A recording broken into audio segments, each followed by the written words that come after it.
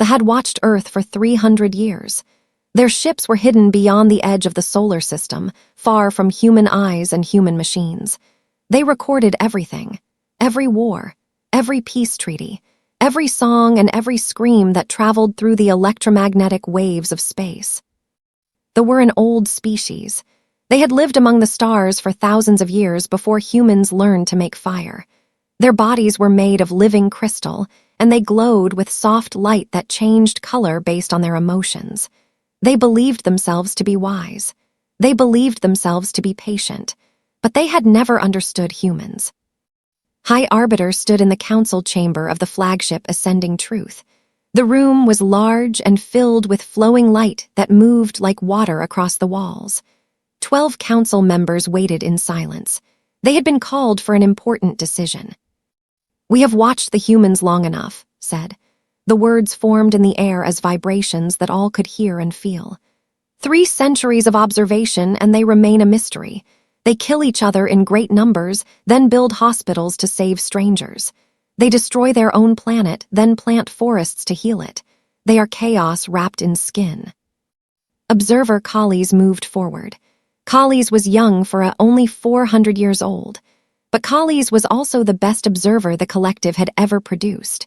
No detail escaped those crystalline eyes.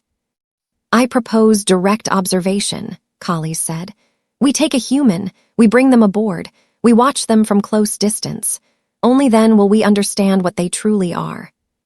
The council debated for many hours. Some were afraid. Humans were dangerous. Everyone knew this. The broadcasts showed wars and weapons and terrible cruelty. What if the human hurt someone? What if the human escaped and told others about the... But in the end, curiosity won. There were scientists above all else, and a scientist must observe. "Choose your specimen carefully," said to Collies. "Find one that represents their species well." Collies spent 3 weeks scanning Earth. Millions of humans passed through the observation screens. Politicians and criminals, artists and soldiers, children and elderly. So many different types, so many different lives. Finally, Collies found the one. Daniel Cooper was 34 years old. He lived alone in a small apartment in Denver, Colorado. He had been a Marine for 8 years, serving in places that had made him hard in some ways and soft in others. Now he was a high school history teacher. He spent his days telling young people about ancient Rome and medieval Europe and the great wars of the 20th century. Collies watched Daniel for 2 weeks. The human woke early every morning. He made coffee and read the news. He went to work and stood in front of students who sometimes paid attention and sometimes did not. He was patient with them. He told jokes that made them laugh. He stayed late to help the ones who were struggling. In the evenings, Daniel came home alone. He cooked simple meals. He read books about history and science.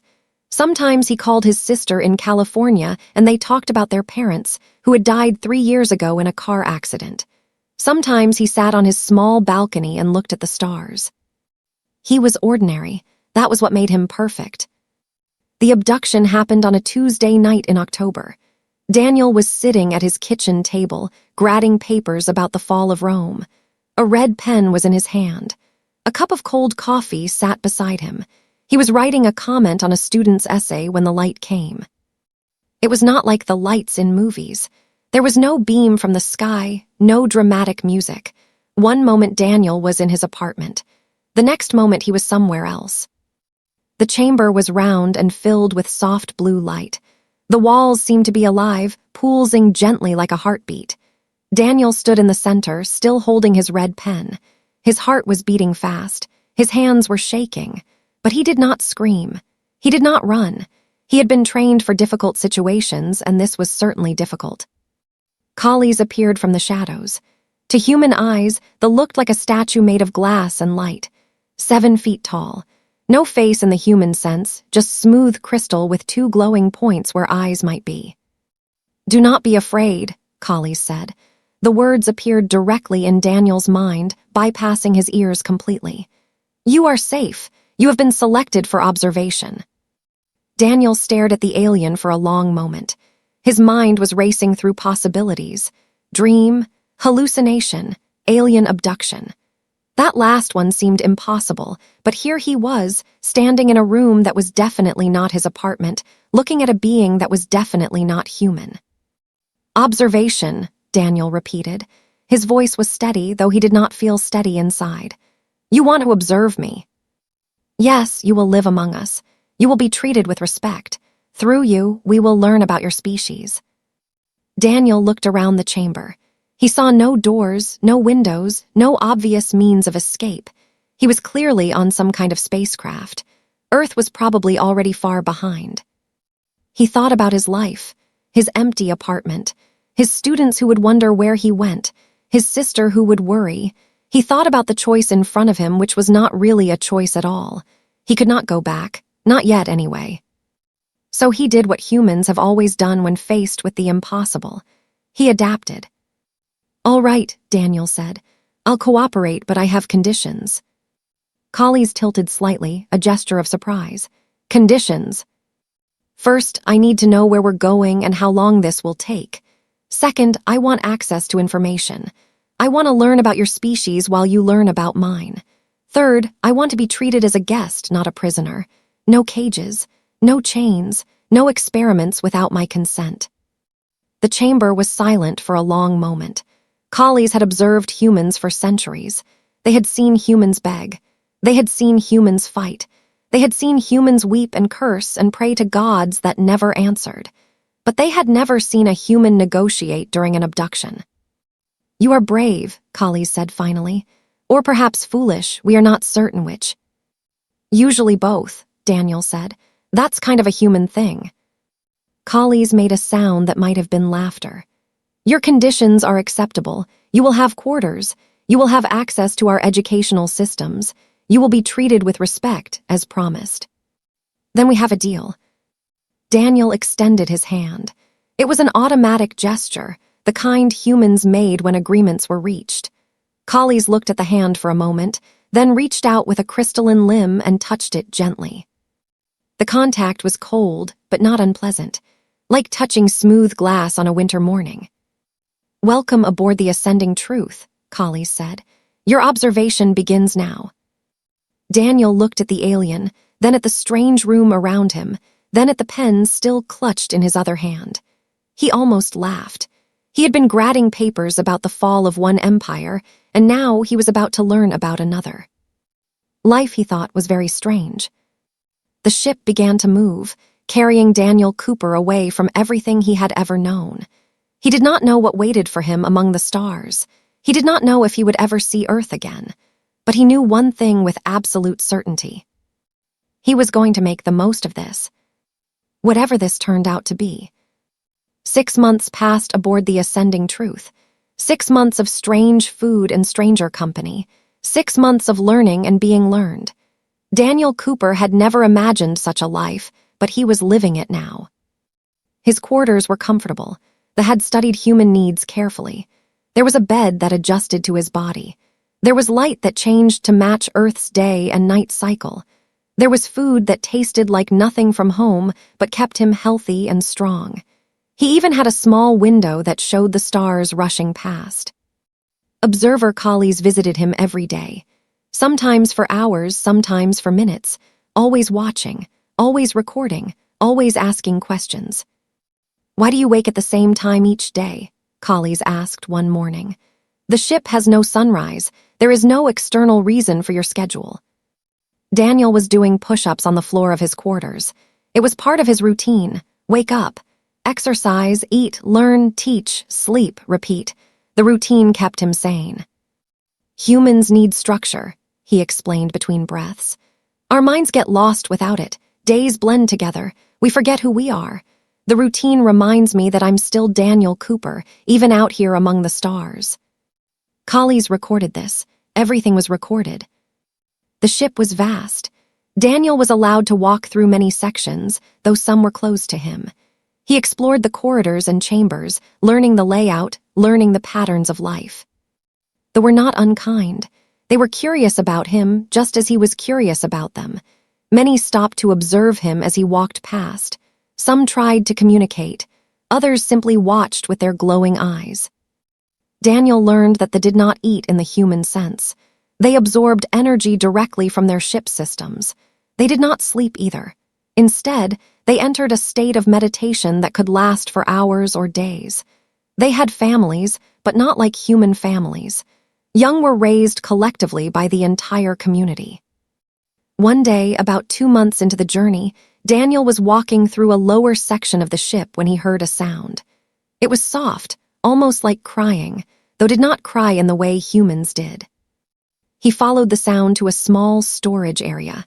There, sitting alone behind a stack of containers, was a young. This one was smaller than the others, and Daniel noticed something different about them. There was a crack running along their left shoulder, a flaw in the crystal that made up their body. "Hello," Daniel said gently. "Are you okay?" The young looked up, startled. Their glow flickered with fear and shame. "You should not be here," they said. "This area is for maintenance workers." "I was just walking. I got lost." Daniel sat down on a container across from the young alien. "My name is Daniel. What's yours?" The name was quiet, reluctant. "You are the human." "That's me, the famous specimen." Daniel smiled. "Why are you hiding back here?" Was silent for a long moment. Then they touched the crack on their shoulder. "I am flawed. My crystal did not form correctly when I was young.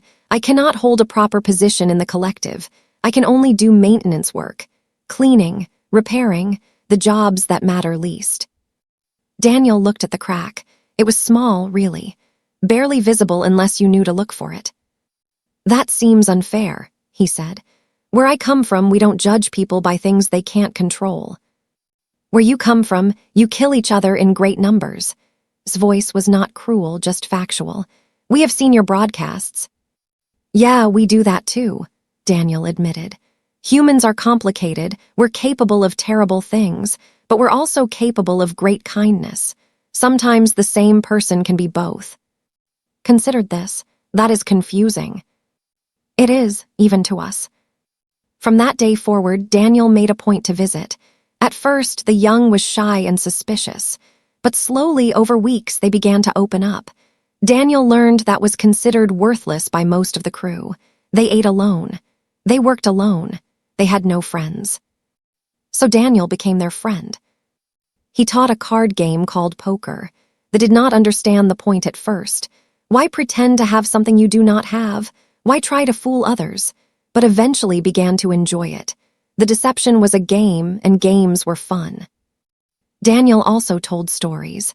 Stories about Earth. About history and heroes and ordinary people who did extraordinary things. Especially loved the stories about people who had been told they were worthless, but proved everyone wrong. "Why do you spend time with?" Collies asked one evening. The observer had been watching from a distance, recording everything as always. Daniel looked up from the cards in his hand. "Because is my friend." Is flawed. They contribute nothing of value to the collective. Value isn't just about what someone contributes. Daniel set down his cards. Is kind, they're curious. They laugh at my terrible jokes. That matters. But they are flawed, Collies repeated. Everyone is flawed. Daniel met the observer's glowing eyes. That's what makes us interesting. On Earth, some of our greatest people were considered broken or worthless before they achieved great things. Flaws don't define a person. Choices do. Collies was silent for a long time. This was new information. This did not fit the models. The ship continued its journey toward the... Daniel continued his routine. Wake, exercise, eat, learn, teach, sleep. But now his days also included time with the children who gathered to hear his stories, time with anyone who wanted to learn about the strange human in their midst. He was changing them. He did not know it yet, but he was. Began to walk taller. The young stopped hiding in storage areas. They started asking questions during communal gatherings. Others noticed. Some were annoyed. Some were curious. A few, very few, began to treat differently. The children loved Daniel's stories about Earth. They especially loved the stories about dragons, even though Daniel explained that dragons were not real. They did not care. They wanted to hear about creatures that breathed fire and hoarded treasure and were defeated by brave knights. Your species invents things that do not exist, Collies observed. Why? Imagination, Daniel said. It's how we explore possibilities, how we prepare for things that haven't happened yet, how we dream of things that might never happen at all. It seems inefficient. Maybe, but it's also beautiful. The ship finally arrived after 6 months of travel. The planet was called, and it glittered like a jewel against the black of space. Cities of crystal covered its surface, catching the light of 3 suns and scattering it in rainbow patterns. Daniel watched through his small window as the ship descended. It was the most beautiful thing he had ever seen. "Welcome to our home," Collies said, standing beside him. "You will be presented to the population. They are eager to observe you." Daniel nodded. He was nervous, but he did not show it. He had been a Marine, he had been a teacher. He had faced difficult situations before. This was just another one. But as the ship landed and the doors opened, as crowds of glowing gathered to see the human specimen, Daniel felt something else beneath the nervousness. He felt hope. These beings had watched humanity for 300 years and seen only broadcasts, only data, only numbers and images on screens. But now they would meet a real human. They would see that humans were more than their worst moments, more than their wars and cruelties. Daniel stepped off the ship and into the light of 3 suns. The crowd fell silent, and the real observation began. Daniel had been on for 3 weeks when the council summoned him. He knew this meeting was coming. They had not brought him across the galaxy just to tell stories to children and play cards with. They wanted something more, something deeper. The council chamber was enormous. It made the one on the ascending truth look small. Pillars of living crystal rose from floor to ceiling, pulsing with soft light. Hundreds of filled the observation galleries, their glow creating a sea of moving color. High Arbiter waited at the center, surrounded by the 12 council members. Daniel walked toward them with Collies at his side. His footsteps echoed in the vast space. "Daniel Cooper of Earth," said. The words filled the chamber like thunder. "You have lived among us for many months. You have shared your stories and your customs. You have made friends where we did not expect friendship to form. But now we must ask something more of you." Daniel nodded. "I figured this was coming. We have watched your species for 3 centuries.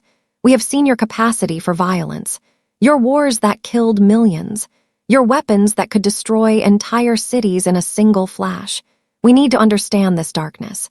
We need to know what humans do when faced with impossible choices." A holographic display appeared in the air between them. It showed a small moon orbiting a gas giant. On the surface of the moon was a colony. Daniel could see buildings and vehicles and the tiny figures of going about their daily lives. "This is 4, explained. A farming colony.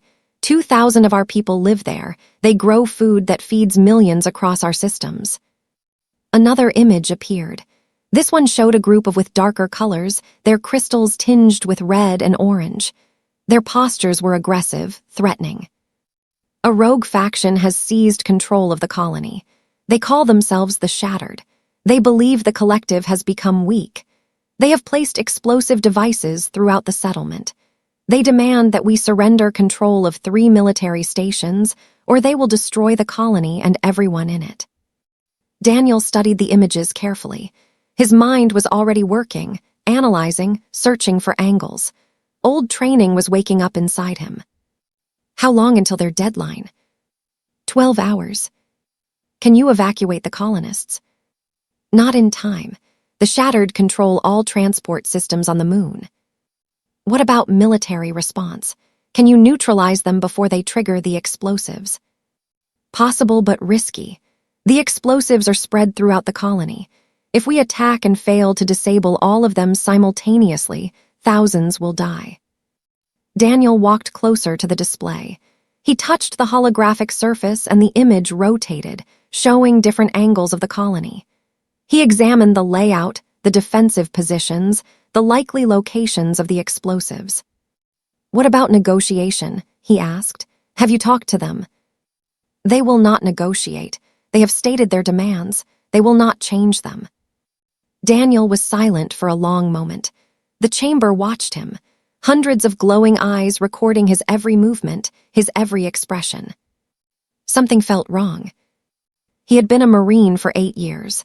He had studied tactical situations during his training and seen real ones during his service. This scenario had all the right elements, but something about it felt staged. Too clean, too convenient. The timing was perfect. The demands were vague. The enemy was faceless and easy to hate. It felt like a training exercise, not a real crisis. Daniel looked at Collies. The observer was watching him with unusual intensity. "You want to know what I would do," Daniel said slowly. "How I would handle this." "Yes," confirmed. "We want your perspective, your human perspective." Daniel turned back to the display. He thought about his options. The same options humans had faced in countless conflicts throughout history. He could advise negotiation, give the terrorists what they wanted and hope they kept their word, but they probably would not. Giving in to threats only encouraged more threats. He could advise evacuation, save who they could and abandon the rest, but that would mean leaving thousands to die. He could advise a military strike, hit hard and fast, try to take out all the explosives before they could be triggered. But that was a gamble. If it failed, the blood would be on his hands. These were the choices, the impossible choices that had mentioned, the kind of choices that defined species, the kind that revealed who you truly were. Daniel was quiet for a very long time. The chamber waited. "None of them," he finally said. "Explain." Daniel turned to face the council directly. His eyes moved across the gathered, reading their body language, their colors, their subtle shifts. "This isn't real," he said. The chamber fell absolutely silent. Even the ambient hum of the crystal walls seemed to fade. "You're testing me. This whole scenario is manufactured. I don't know how you faked it, but I know it's fake. The timing is too convenient. The demands don't make tactical sense. And you've been watching humanity for 300 years. You already know how we handle conflict. You've seen our wars. You've studied our history. You're not looking for tactical advice." His form flickered with colors Daniel had never seen before. Surprise, confusion, perhaps something like respect. "You are perceptive," the High Arbiter admitted. "I was a Marine," Daniel said. "I learned to read situations, and this situation has been reading me from the moment I walked into this room." He stepped closer to the council, close enough that he could see the intricate patterns within their crystalline bodies. "You want to know what makes humans dangerous? You want to understand our capacity for violence? Here's the truth. The most dangerous thing about us isn't our weapons or our aggression. It's our adaptability. We can be the most compassionate beings in the galaxy or the most ruthless. It depends entirely on what we're protecting." "And what are you protecting now?" Collies asked from behind him. Daniel thought about the question. He thought about hiding in storage areas, believing themselves worthless. He thought about the children who gathered to hear his stories. He thought about the 2,000 colonists on a moon he had never visited, who were probably sitting down to dinner right now with no idea they were part of a test. "A young named who thinks they're worthless because of a crack in their shoulder," Daniel said. "A bunch of curious children who want to know if Earth really has creatures that breathe fire. And apparently, 2,000 colonists who don't deserve to be used as pieces in your game, even if they're not really in danger." He met glowing eyes without flinching. "You wanted to see a human make an impossible choice, but here's what you don't understand. The choice isn't between violence and surrender. The choice isn't between winning and losing. The real choice is simpler than that." "What is the real choice?" "Whether to be who everyone expects you to be or who you choose to be." Daniel let the words settle in the chamber. "You expected me to choose violence. Your models predicted it. 3 centuries of data told you that humans respond to threats with force. But I'm not a species. I'm a person, and I choose differently." The holographic display flickered and disappeared. The images of the colony and the terrorists faded like dreams at morning. "The test is concluded," said. "You have passed." Daniel shook his head. "I wasn't trying to pass. I was trying to be honest." He turned and walked toward the chamber exit. At the doorway, He paused and looked back at the assembled council, at the hundreds of observers in the galleries, at Collies who was still recording every moment. "You've been watching us for 300 years, Daniel said. But watching isn't the same as understanding. You saw our wars and thought you knew us, but you missed everything in between. The kindness, the sacrifice, the way we help strangers for no reason, the way we hope even when hope makes no sense."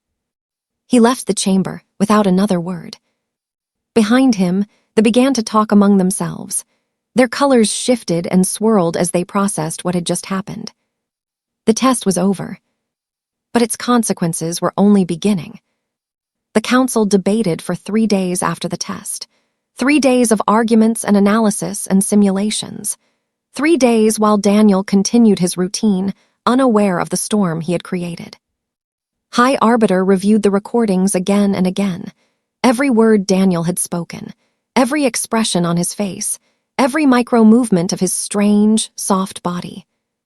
He saw through the deception in minutes, Collies reported during the first council session. And rather than becoming aggressive or paranoid, he responded with analysis and compassion. This was not the reaction we anticipated. "Our models predicted violence," said council member. "Every simulation suggested humans would choose the aggressive option when presented with threats to innocent lives. We built the scenario specifically to trigger their protective instincts." "But he did not protect through violence," Collies said. "He protected through truth, through honesty. He called our deception what it was, and in doing so, he changed the rules of the game entirely." Moved to the center of the chamber. The High Arbiter's form was troubled, shifting through colors that indicated deep thought and uncertainty. "For 3 centuries, we justified our secrecy by believing humanity was too dangerous to contact openly, too violent, too unpredictable. We told ourselves that we were protecting both species by remaining hidden. But this human has shown us something we did not expect." "What has he shown us?" asked. "That humans are not simply dangerous. They are dangerous because they choose to be, and that choice can go either way." The debate continued. Some council members wanted to return Daniel to Earth immediately and resume observation from a distance. They argued that one human did not represent the entire species. They pointed to the wars, the weapons, the countless examples of human cruelty preserved in their archives. Others wanted to keep Daniel longer. They argued that his behavior suggested humans were more complex than the models indicated. They wanted to run more tests, gather more data, understand the full range of human capability. Listened to all arguments, but in the end, the decision was already made. It had been made the moment Daniel walked out of the council chamber without waiting for permission. While the council debated, Daniel lived his life. He did not know his fate was being discussed. He did not know that everything he did was being analyzed and reanalyzed by the greatest minds of the collective. He knew only that each day brought new wonders. Each day brought new friends. Each day brought new reasons to hope. Came to see him the morning after the test. The young was trembling with excitement and fear.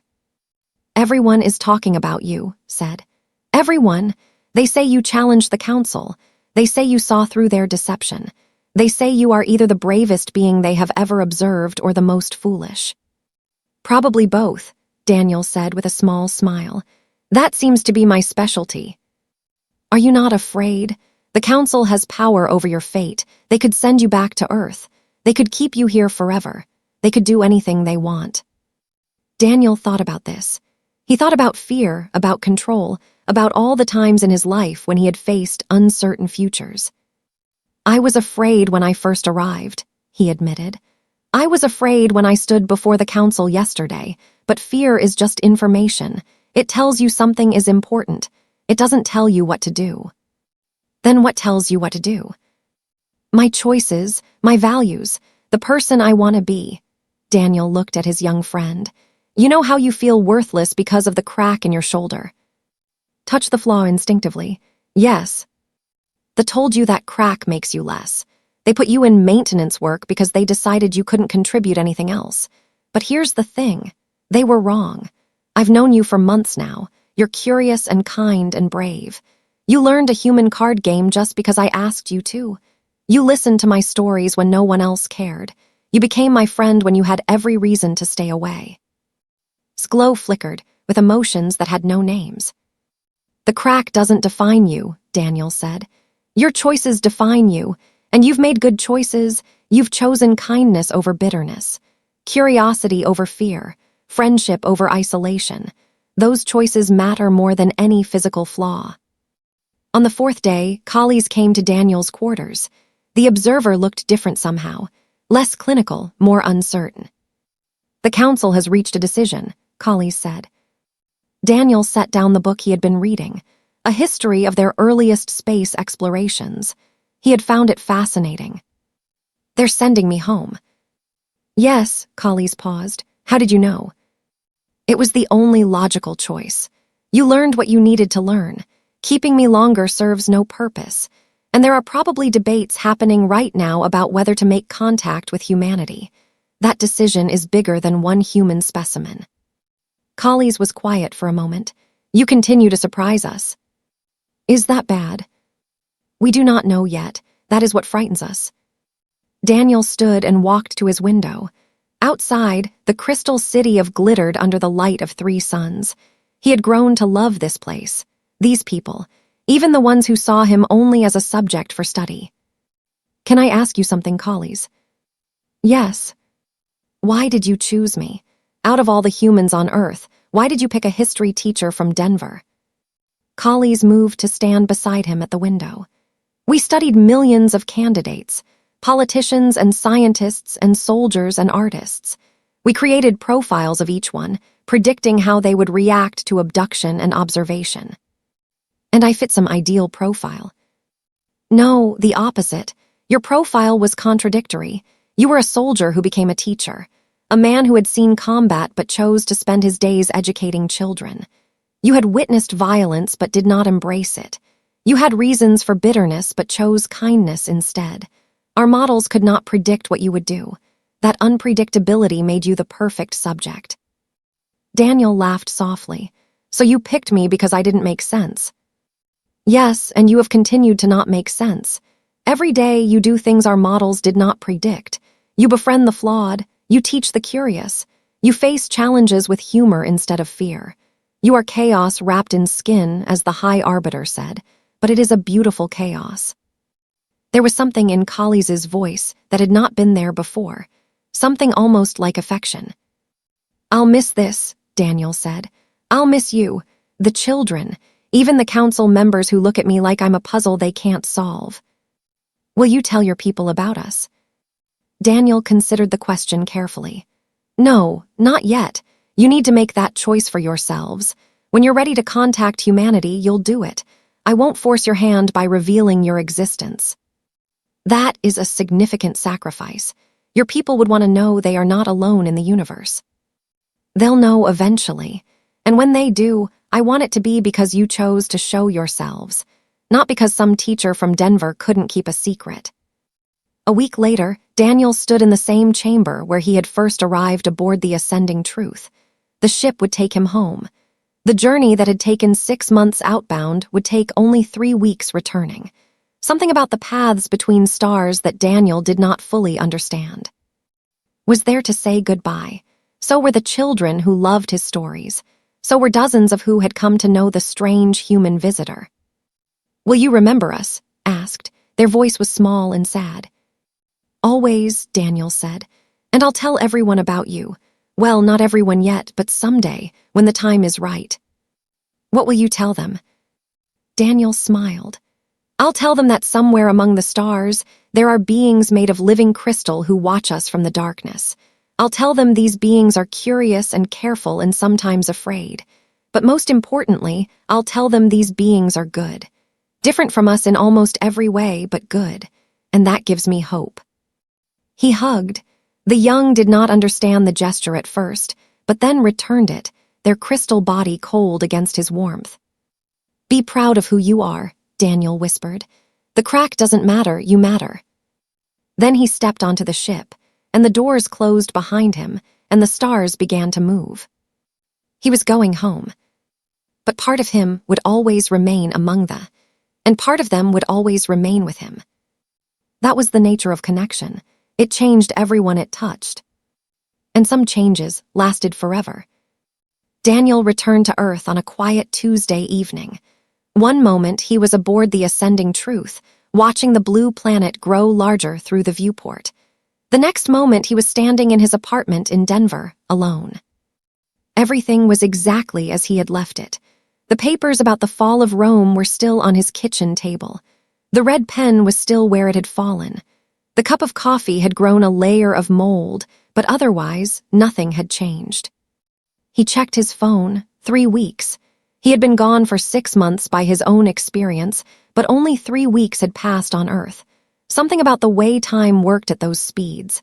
Colleagues had tried to explain it, but Daniel had never been good at physics. He had missed messages. His sister had called twice. His school had sent emails about lesson plans. The world had continued turning without him. Daniel sat down heavily on his couch and stared at the ceiling for a very long time. The first few months back were difficult. He returned to teaching, stood in front of his students, talked about history and civilization and the rise and fall of empires. But everything felt different now. He had seen things they could not imagine. He knew secrets that would change the world. And he could tell no one. He kept his promise to colleagues. He did not reveal the existence of the. He did not call reporters or write books or try to prove what had happened to him. He simply lived his life, day by day, carrying the weight of knowledge that was his alone. Sometimes, late at night, he would go out to his small balcony and look up at the stars. He would try to find the direction of, though he knew it was too far to see. He would wonder what was doing, whether the young had found their confidence, whether they were still playing cards. A year passed, then another. Daniel continued teaching. He got a promotion to department head. He started dating a woman named Lisa who worked at the coffee shop near his school. Life went on. Then, on a clear September morning, they arrived. The ships appeared simultaneously over every major city on Earth. Great vessels of crystal and light, hovering silently in the sky. Billions of people looked up and saw what Daniel had seen 3 years before, proof that humanity was not alone. The panic was immediate and total. Militaries mobilized. Governments convened emergency sessions. Religious leaders declared everything from divine judgment to demonic invasion. The world economy crashed in hours. Daniel watched the news from his apartment with something like relief. They had come. They had chosen contact over isolation. They had decided to trust. The broadcast, a simple message, repeated in every language. "We come in peace. We wish to speak with your leaders. We have much to discuss." Within a week, Daniel received a visitor. A man in a dark suit knocked on his door and introduced himself as someone from a government agency whose name Daniel did not recognize. "Mr. Cooper," the man said, "the visitors have requested to speak with you specifically. They say you are known to them. They say you can help." Daniel was not surprised. He had been waiting for this moment.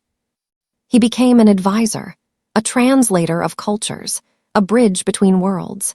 He helped negotiate the first treaties, explained human customs to confused alien diplomats, and advocated for patience on both sides. His experience among them made him invaluable. The process was slow and difficult. There were misunderstandings. There were fears. Some humans refused to believe the aliens were peaceful. Some struggled to understand human behavior. But progress was made, one small step at a time.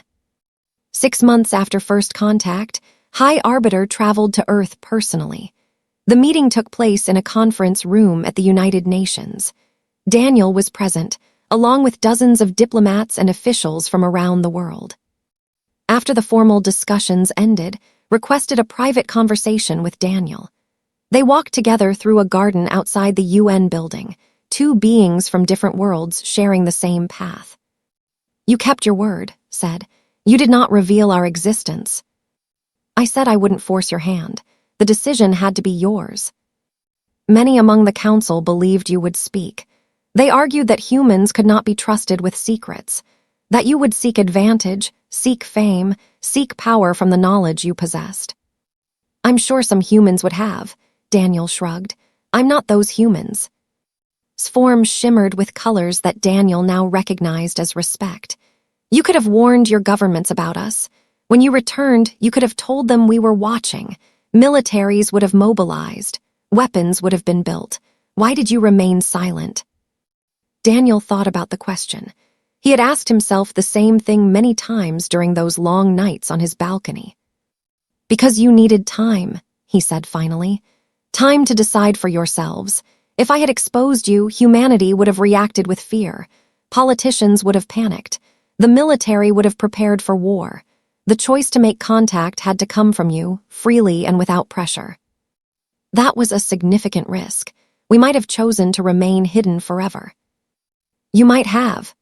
Daniel looked up at the sky, where one of the ships was visible, a glittering point of light among the afternoon clouds. But I believed in you. I believed that beings curious enough to watch us for 3 centuries, patient enough to learn our languages, compassionate enough to treat me with dignity instead of cruelty, would eventually choose connection over isolation. You placed your faith in us before we had earned it. Daniel smiled. That's what humans do, we hope, sometimes foolishly, sometimes against all evidence, but we hope. It's kind of our thing. They walked in silence for a while. Around them, the garden was beautiful. Trees and flowers and carefully trimmed grass. A small pond with fish swimming in lazy circles. Sends their greetings, said. They asked me to tell you that they are no longer in maintenance. They have been promoted to ambassador's assistant. They will be working on Earth, helping to coordinate relations between our peoples. Daniel's heart lifted. That's wonderful, I'm proud of them. You changed them. Your friendship, your belief in their worth, it changed the way they saw themselves. And through them, you changed us. The Council has begun reviewing our classifications of flawed individuals. There is talk of reform. One person can make a difference, Daniel said. That's something humans have always believed, even when it seems impossible. 2 years later, the first joint human research station was established. It orbited a point halfway between Earth and a symbol of cooperation and shared curiosity. Scientists from both species worked together, studying the universe, sharing knowledge, learning from each other. The station was named Cooper Station, honoring both the human who had become an ambassador and the who had taught him that worth was not defined by perfection. Daniel visited the station for its dedication ceremony. He was older now, gray appearing in his hair, lines forming around his eyes. But his smile was the same. His hope was the same. Met him at the docking bay. The young, now a respected diplomat, had grown in confidence and stature. The crack on their shoulder was still visible, but it no longer seemed like a flaw. It seemed like a mark of distinction. Welcome to our station, said. Our station, built by both our peoples together. Daniel hugged his old friend. I always knew you would do great things. You believed in me when no one else did, when I did not believe in myself. That's what friends are for. They stood together at a viewport, looking out at the stars. Somewhere out there, other civilizations were watching. They had told Daniel that the galaxy was full of intelligent species, most of them hiding from each other, afraid of what contact might bring. But now 2 of those species had found each other. 2 peoples had chosen trust over fear, connection over isolation, hope over doubt. And others were beginning to notice. Do you think they'll come? Asked, as if reading Daniel's thoughts. The other species, the ones who are still hiding. Some will, Daniel said. Some will see what we've built and want to be part of it. Others will retreat further into the darkness, afraid of what we represent. But that's okay. Everyone moves at their own pace. And humanity, what will your people become? Daniel thought about the question. He thought about all the history he had taught, all the wars and peace treaties, all the rises and falls of civilizations. He thought about the darkness in human hearts and the light that existed alongside it. We'll become what we choose to become, he said. That's always been our greatest strength and our greatest danger. The choice is ours, every day, every moment. We get to decide who we are. And who do you think you will choose to be? Daniel smiled at his friend, at the station around them, at the stars spread out in all directions like scattered diamonds. Better, he said.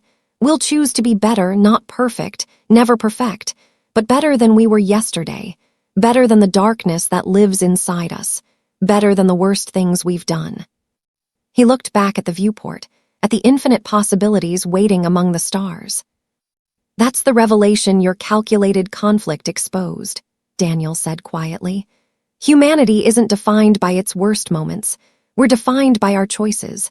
And given the chance, given respect, given trust, we'll choose hope more often than fear, connection more often than violence, tomorrow more often than yesterday. His form glowed with warmth and affection. Then perhaps there is hope for all of us. There always was, Daniel said. Sometimes we just need someone to remind us. Somewhere in the vast darkness between stars, other civilizations watched and waited and wondered. They had underestimated humanity for so long, seeing only the violence, only the chaos, only the darkness. But now they were seeing something else. They were seeing what humans could become when they chose to hope. And it changed everything. The end.